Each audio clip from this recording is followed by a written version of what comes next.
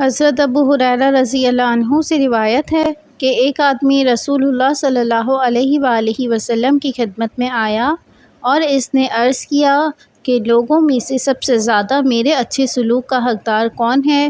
آپ صلی اللہ علیہ وآلہ وسلم نے فرمایا، تیری ماں۔ اس آدمی نے عرض کیا، پھر کس کا حق ہے؟ آپ صلی اللہ علیہ وآلہ وسلم نے فرمایا، تیری ماں کا۔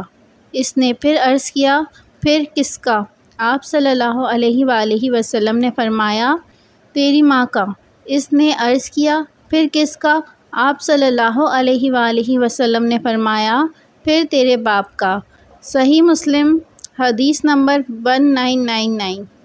حضرت ابو ہریرہ رضی اللہ عنہ نبی صلی اللہ علیہ وآلہ وسلم سے روایت کرتے ہیں کہ آپ صلی اللہ علیہ وآلہ وسلم نے اپنے رب العزت سے حکایت کرتے ہوئے فرمایا، کسی بندے نے گناہ کیا، پھر عرض کیا، اے اللہ میرے گناہ کو معاف فرما دے۔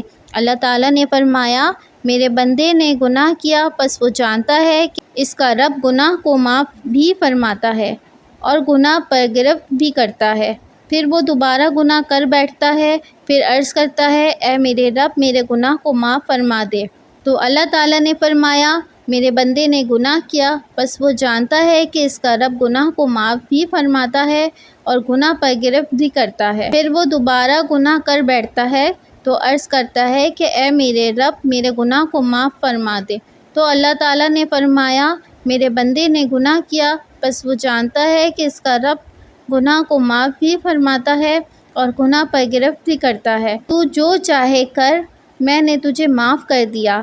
عبدالعلی نے کہا، میں نہیں جانتا کہ آپ صلی اللہ علیہ وآلہ وسلم نے تیسری یا چوتھی مرتبہ فرمایا کہ جو چاہو عمل کرو۔ صحیح مسلم، حدیث نمبر 2485۔